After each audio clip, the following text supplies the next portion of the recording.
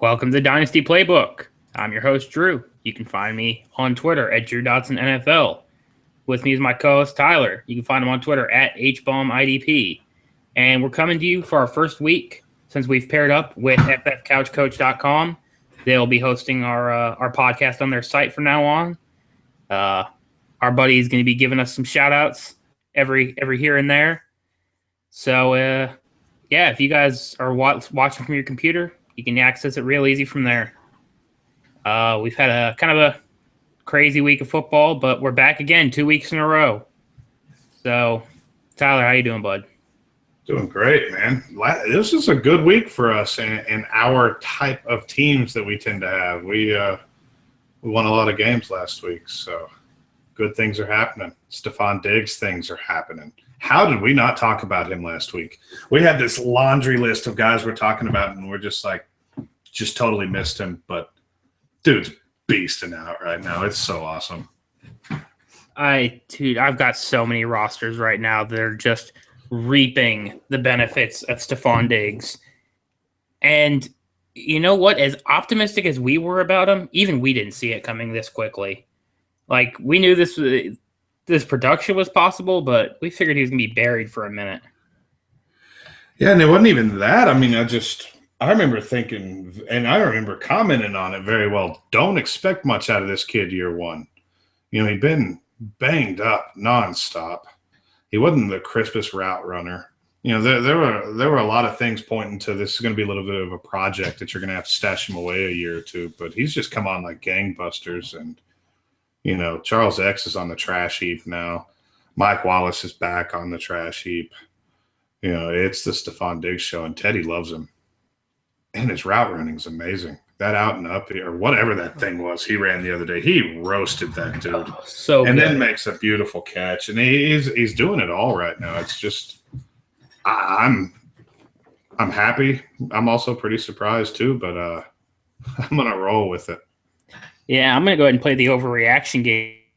You know, I'm rethinking over the 2015 class in my head, and I know a bunch of guys on Twitter, Ryan McDowell and them, have been talking about it. Mocker has been. And I don't know that I can't put him at my number 5 spot overall at this point, over, Gordon, over even Aguilar, which hurts me a lot. But DGB, Duke Johnson, all of them, just give me more Diggs. Especially you, Tyler. Trade me Diggs. Yeah, we're actually sitting here discussing a Diggs trade right before we come on, and we're both just like, he's so tough to value right now. I've had a lot of offers come in, and we haven't even gotten close to getting anything done on him. But it's just you could really easily undersell him right now, like big-time undersell him, or you could get out while it's as good as it's going to get. I do think he's a hell of a good player. I'm not real sure he's going to be a 20-point-per-game PPR player. Yes, he is. But that's what he is right now. He's just been nails, man. Just been so good. But as far as trading him, man, that's tough right now. It's really, if you could wait 2 or 3 more weeks and his value just continue to skyrocket, or it could just tank. You know, he's going to have a few weeks where he goes 2 for 15, you know, like most wide receivers do. But yeah, I'd have to be getting a first-round pick that's not going to be in the playoffs this year, like guaranteed, for me to move Diggs at this point. Yeah, that's what Drew's like, hey, I'll give you a first for him. And I go look, and I'm like, Drew's team looks like a playoff team to me in this particular league. And I'm like, I'm just not really feeling it, moving him for what could potentially be, a 112. I'm not even feeling it for a 108. Nope. It's super bizarre. Yeah, and I could use him on this team. He would definitely push my team a little bit further, because after Keenan Allen, my number 2 is Willie Snead. And he's been doing all right, but even after Willie Snead, I think it's Dorsett, maybe Roddy White, but Roddy White's a shell of whatever his shell was, and that's not happening anymore. But I mean, we could probably spend the rest of the show talking about how much we love Stephon Diggs, and we could probably have some trade banter.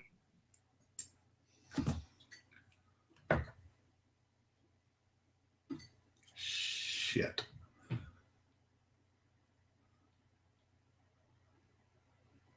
It still sucks seeing it happen. I don't think there's regardless of who you are as a dynasty player, if you value age, if you value whatever, you can't tell me watching him play when he's healthy is not one of the most entertaining things in the NFL. Foster has always been a monster, and it's tough to see him go. I think that's it for his career. Yeah, my heart is broken. I mean, if I'm going to sit here and rattle off my 5 favorite players of all time, Arian Foster's in there with a bunch of Broncos. Love Arian Foster. I mean, and why the hell was he in the game?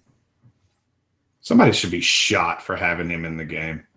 And on a personal level, my redraft teams, the work league, the home league, both of them had Arian Foster. I took him late because we didn't even know if he was going to play. I was like, yo, Arian could win a league for me. And he got me some wins this year, and he got me a lot of wins over the years. But, man, an Achilles tear, he's done, man. He's done. I wouldn't be surprised if he's taken his last snap, and that's super sad because just one of my all-time favorite players, just a fantastic player. Yeah, I don't know that I could say he's in my top 5, but he was never not fun to watch. He made the game a better product every weekend when he was playing, and it sucks to see him go down like that. It would have been cool to see him just retire, finish healthy, but that was never his game. Injuries was the name of the game with Arian. Yeah, you know what you're getting. When you have Arian Foster, you're playing with fire. But he's a league winner. There's no telling how many fantasy titles he's won over the years. He's been the total package. He was Le'Veon Bell before Le'Veon Bell got on the scene. He's involved in the passing game, makes something out of nothing at the line of scrimmage, and scores a hell of a lot of touchdowns. The man's got a nose for the end zone. It's just a bummer, man. We lose Charles, lose Arian. Yeah, just these things happen in threes. Something else is going to come. Yeah, super depressing. Just leave Julio out of it. Leave Julio out of this. Leave Nuke out of it. Oh, God, Nuke. There's so many guys that if they went down, it would just rip the heart right out of my chest. But let's go to something that's a little more positive and happy. And that's the Dolphins offense without Joe Philbin. Joe Philbin goes away, and all of a sudden they're who they thought they could be. They are who we thought they were. And that's a stacked-ass roster capable of putting up 44 points and a half and shutting out the opposing team's offense.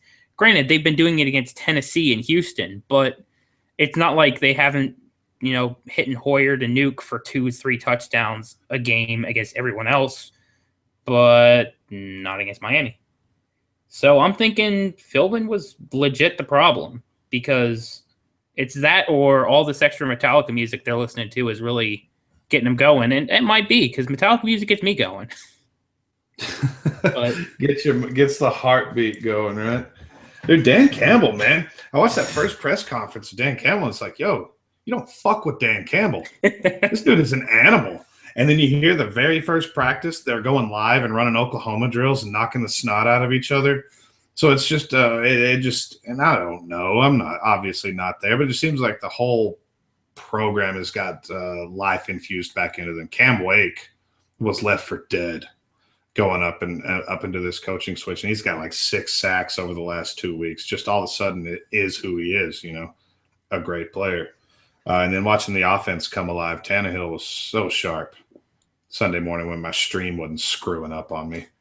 Lamar Miller finally doing stuff. Lots of stuff. And then you got Rashard Matthews, who's apparently better than Devontae Parker. We all knew that. Was going to happen. What the hell? And why can't we just get Jordan Cameron the damn ball? I mean, I don't know. I mean, I guess the targets are there. The efficiency's bad. I don't know. Jordan Cameron's one of my I don't pay money for tight ends. I don't pay draft picks for tight ends. So I got a lot of Jordan Cameron in my life. Should have picked Jordan Reed. He's the better Jordan. I do have some Jordan Reed in my life, but that's another playing with fire situation. Good Lord. But, the Dolphins are legit. This is just what they needed. And Dan Campbell may be – and we got a long ways to go, but he may be, turning this into a head coaching gig. I mean, if things keep going the way they are, he will be the head coach. If they do anything except name him the head coach, they will burn that stadium to the ground. Yeah. So, yeah, it's awesome to see him coming around. I was losing faith in Tannehill quickly. And Lamar Miller's always scared me. But it's because they never gave him the touches. And they gave him 14 touches in the game, and he still went off for like 150-something yards. Imagine him getting consistently 20 carries a game when they don't bench him in the second half, which will happen. It doesn't have Joe Philbin benching him, give him 3 carries, take him out for a quarter. Who was that Putz they used to have, the kid from K-State that they kept giving the damn ball? Oh, you know what I'm talking about. Yeah, that's his name. What was that kid? God, that guy was horrible. It's like, why is this guy Daniel Thomas. Yeah, Good Lord. They even brought him back after they cut him. It's like, we need to slow down with this Lamar Miller thing. It's like taking Zach Stacy and pulling the engine out, and then you get Daniel Thomas. And Zach Stacy sucks. That's who Daniel Thomas was. He was a worse version of Zach Stacy, and he's getting run over Lamar. Just totally bizarro world. Yeah, I mean, since we're talking about coaching changes, let's talk about the Lions' new offensive coordinator, Jim Bob Cooter. I love Cooter, but seriously, I mean, this is good news for their running back core, because take it from somebody who's been watching Joe Lombardi's offensive plans. He likes running backs by committee a lot, way too much. So if you've got Amir Abdullah, you might actually see Abdullah get enough carries to be a difference maker, not just fantasy relevant, every other week. But then again, I have no idea what Jim Bob Cooter's background is. It might just be making moonshine and. I mean, his name's Jim Bob Cooter. How bad of a guy could he be? We're both Southern boys. You gotta like this guy. I don't know anything about him. I don't know where he's from. This can't be a bad thing for the Lions' fantasy relevance. It just can't be. Golden Tate has sucked ass this year. Golden Tate caught, 99 balls last year? Yeah. My God. Calvin hurt, Calvin not hurt, didn't matter. Golden Tate was still producing in and out of those splits. The Abdullah thing, who knows? He's clearly better than Joique Bell. While we were kind of talking about some plotters earlier. Christ almighty, Joique Bell's horrible. But yeah, this just absolutely can't be a bad thing, and it could also be another thing like the Dan Campbell thing, where it just breathes some life back into the team. Get Stafford a little bit of confidence going. Just change it up a little bit, because they clearly weren't going anywhere. They're not going anywhere. That's a bad football team. So something had to give, and one of the worst offensive coordinators in the league was the thing that gave. And not only that, I mean, they got rid of the O-line coach too, and that O-line was doo-doo. I mean, they were not doing Stafford any favors, and Stafford needs all the help he can get. But I think as long as Jim Caldwell is there, the ceiling's kind of capped, because he sucks. The only reason he even got another coaching gig is because the last time he did it, he was hanging out with Peyton. And that makes everyone look better. It did. It made everyone. Oh, Peyton. Yeah, didn't mean to open those wounds. That's my bad. It's okay. We got this, man. We got this. Peyton's going to come back this week off of bye, shred the Packers, I believe. Wow, that's some blind faith. I love it. Hey, dude, I have to have it. I mean, if I don't have that, what do I have? You're preaching the choir on this one. I'm I'm trying to talk myself into the Saints getting a wild card berth, so I know where you're at. Let's finish off with the trifecta of shitty coaches, and let's talk about Antonio Andrews and Wisenhunt's portion of an offense, and really just the team in general. I said it before even Philbin was retired. Wisenhunt is by far the worst head coach in the league, and I stand by that. I mean, he is garbage. Like, you can't come out with week one, see Bishop Sankey do what he did, and think he needs less carries. You know who needs more carries? Terrence West. Maybe Antonio Andrews. And then David Cobb's going to come back, and then it's just going to become worse. Right now, if Antonio Andrews is available on the waiver wire, pick him up because he's got the hot hand right now. They're giving him carries, and he's actually producing with them. So I'll give him that. I'll go trade like a 4th-round pick for him if I'm competing because at worst, it's a Band-Aid. At best, it's going to be your starter for the rest of the season until they draft Zeke Elliott in the 1st round and it refuse to fill the other holes that are actually in their roster. Or they can just fire Ken Wisenhunt and everybody can do good, like DGB, which would be nice.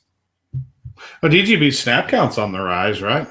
But that doesn't mean a damn thing. Because his target count's garbage. Right, because we're still force-feeding Antonio Andrews. Dude, Bishop Sankey looked good week 1. This wasn't a mirage. This wasn't me going, I want Bishop Sankey to do well. Look at that stat line. He did damn well. He caught the ball well. He ran hard. Remember him in preseason, dude? Dude was shredding it. He had some sexy runs in preseason.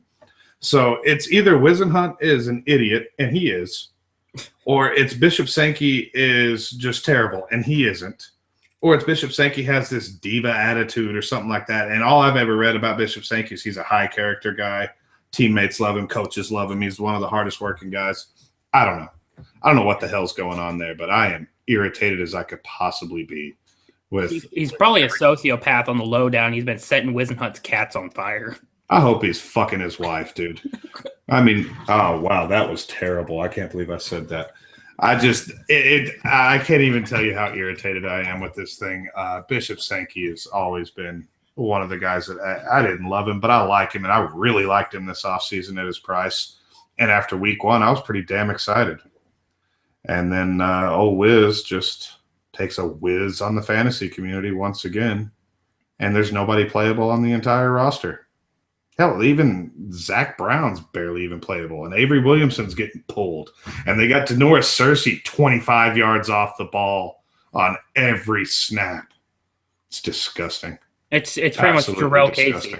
Jarrell Casey and Delaney Walker. It's just ugh. Yeah, pretty much that. So let's move on to a running back that looked good early on and is still looking good. And that's Danny Woodhead. I mean, if you look at it in total points right now in PPR leagues, Danny Woodhead is the RB3. And he did that with a 7-26 rushing stat line last week. It doesn't matter. I mean, Phillip Rivers is slinging the ball, and he's feeding it to Woodhead. He's kind of doing the run game as the passing game. It's kind of like what the Saints used to have to do. Woodhead is an every week starter at this point. He's had, I think, 1 single-digit game this whole season, and you could have had him for a half of a hand sandwich with spit on it. But now, good luck getting him. Love Danny Woodhead. What's not to like about a guy that's going to catch 5 or 6 passes a week? It's great. It's fantastic. Yeah, he racked up some garbage time. He racked up some big-time garbage time last week. The whole Chargers offense racked up a lot of garbage time last week. Man, it's all points, dude. It's all points. Danny Woodhead. Danny Woodhead's one of those guys that he's a PPR breaker. You know what I mean? You know your scoring, know your system. Danny Woodhead is nails in PPR and always has been when he's on the field, when he's healthy. Last year he got hurt early, got completely forgotten about. I have a team right now that is cruising. It's a 7-0 team.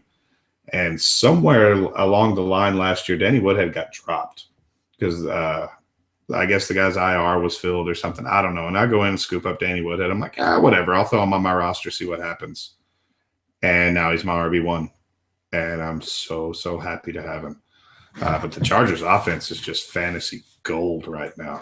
I mean, even Stevie Johnson, when he's healthy as a starter, you can start him every single week as a 3 or a 4 with potential to do better. Keenan Allen, I don't know what his stat line's going to be when the season's over, but it's going to be crazy. Gates and Green are both startable. I mean, this is a Green's only been getting Green, I think, has been barely getting half the snaps on the offense, and he's still startable every week, even with Gates back. Yeah, because he's turned the corner. They're going to have to run. They're literally going to have to throw the ball 40, 50 times a game. They don't have much option. That offensive line is piss poor. And that's another reason that Danny Woodhead's so valuable. Danny Woodhead is great in pass pro. And you watch the Chargers games a lot, and you'll see Woodhead start off in the slot, or you'll see him start off over here, and then Rivers makes his coverage adjustments or his protection adjustments bring Woodhead into the backfield, and then Woodhead stuffing a blitzing linebacker.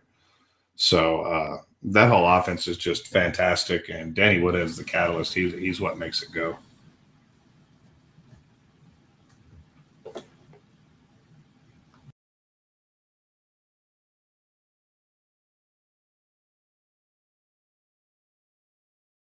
Three weeks in a row. I'm not losing my mind over it, but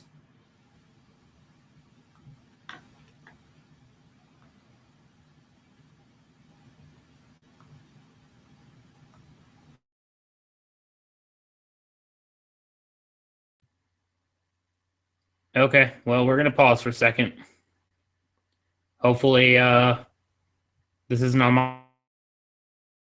If you guys are watching this on YouTube, I hope you like listening to the sound of silence. Damn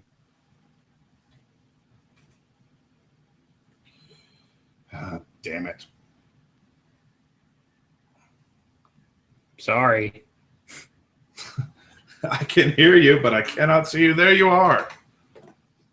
And I lost you again. I bet you can hear me, and I'm just mumbling over here because this is just terrible. Just terrible. Jesus.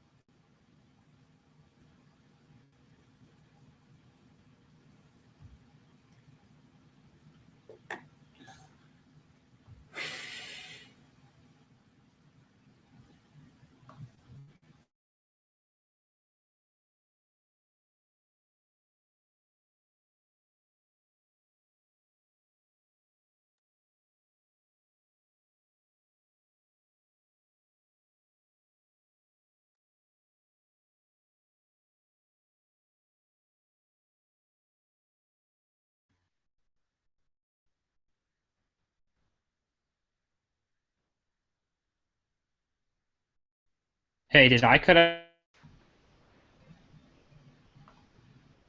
What the fuck?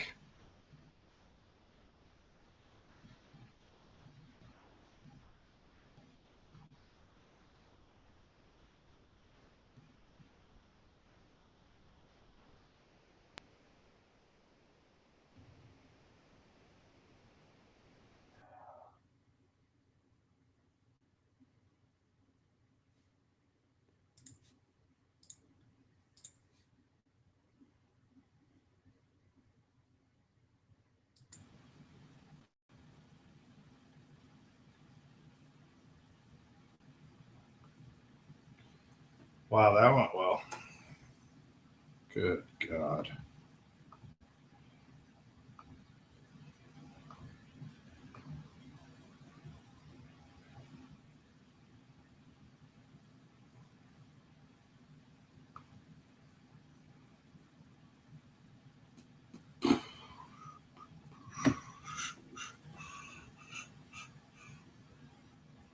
Hey, we're still live. Awesome. Can you hear me now? I can totally hear you. I cannot see you, but I can hear you. And we are live. How about now? I gotcha. Sweet. That only took 5 minutes. It doesn't help my phone's dead, so I'm trying to message you on Twitter. We got to figure out a way to do this so we don't send it straight to YouTube. Yeah. I left a little message for the people on YouTube because I don't know if they were hearing me or you. And I'm like, yeah, sorry. Hope y'all like the sound. Yeah, I did some Ron Burgundy, the make fart noises with my mouth. Oh man. Well, I guess we should go back to recording this. I guess if you guys are listening on YouTube, you get the super special retard version. Uh-oh.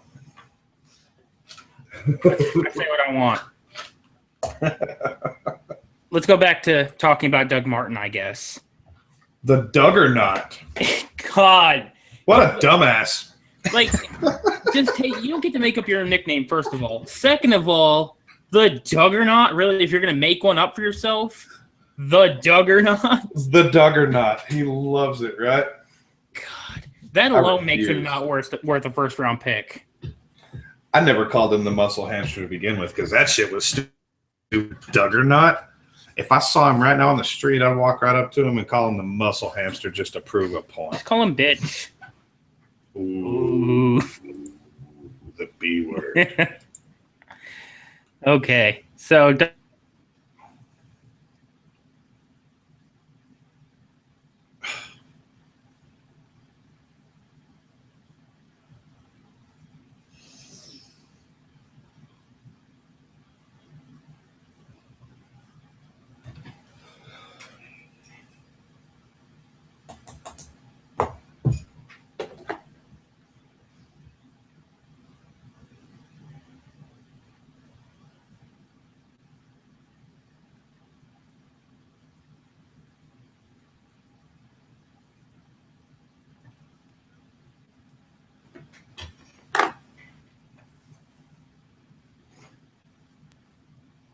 this is gonna be such a bitch to edit. Oh, dude, I just completely lost you again. Can you hear me right now? I can. And now I can't. I heard that. Ugh. Good? Yeah, we're good for now. Cool. This is going to be super fun to edit.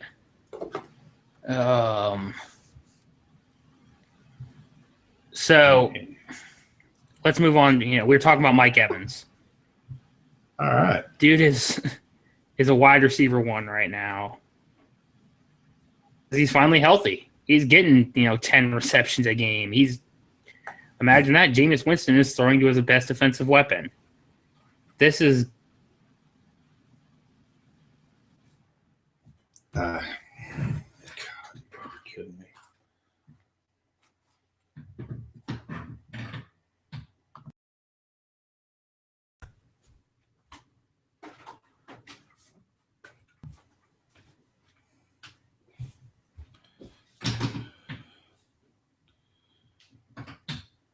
I can see Drew's chair and a door. There are also some books.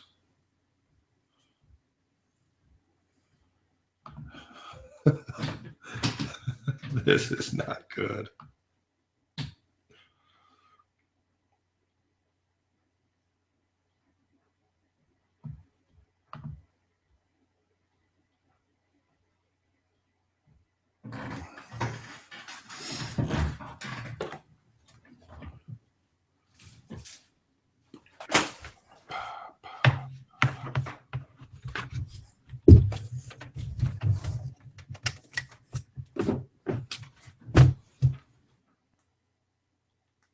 No.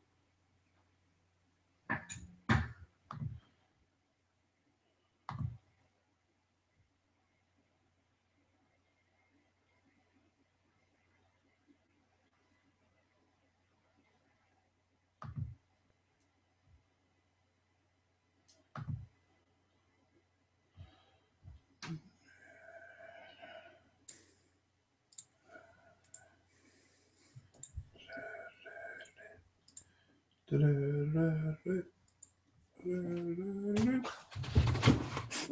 right, I got you loud and clear right now. Really? Yeah. I'm gonna murder my internet. I swear.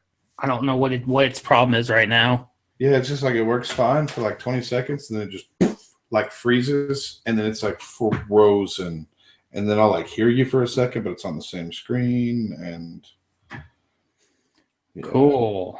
The good news is anybody that was watching live isn't anymore. There was no one watching live, but there's a couple people that watch on YouTube that's going to get to watch this just bundle of just. I don't have enough swear words. I don't know enough. So this totally killed my vibe. I'm going to be on. Oh man, you just froze on me again. Motherfucker! Damn it. Motherfucker. Yeah. And frozen.